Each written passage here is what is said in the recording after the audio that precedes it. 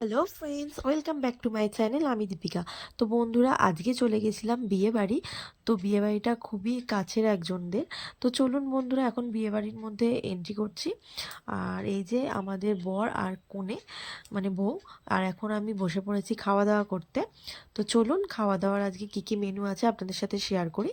তো প্রথমেই আছে লেবু নুন, তারপরে দিয়েছিল স্যালাড, তারপরে দিয়েছিল কাসুন্দি।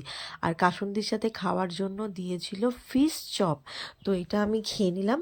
তারপরেই চলে এলো গরম গরম নানপুরি আর কিমা চানা মশালা। তো খেতে তো দুর্দান্ত হয়েছিল।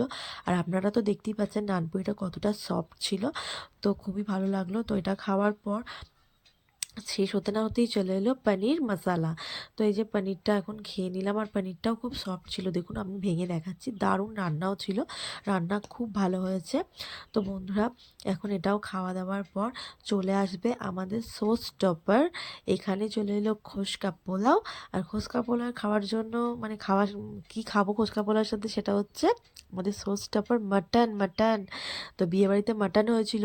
তো মাটন দিয়ে এই যে দেখুন, মাটনটাও খুব সব, মানে রান্নাগুলো খুবই দুর্দান্ত হয়েছিল। তো এখন খোসকা পোলাওয়ের সাথে আমি একটু মাটন খেয়ে নিলাম।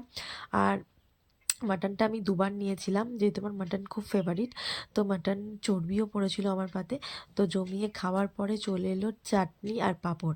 আর আপনারা তো অনেকেই জানেন আমি পাঁপড় দিয়ে চাটনি খেতে খুব ভালো লাগে, মানে পাঁপড়ের চাটনি সাথে পাঁপড় খাওয়ার পর চলে এলো রসগোল্লা। তো রসগোল্লাটাও খুব সফট ছিল। তো আমি রসগোল্লাটা খেয়ে নিলাম খুব মজা করে। তো রসগোল্লা খাওয়ার পর আমার পাতে চলে এলো সন্দেশ।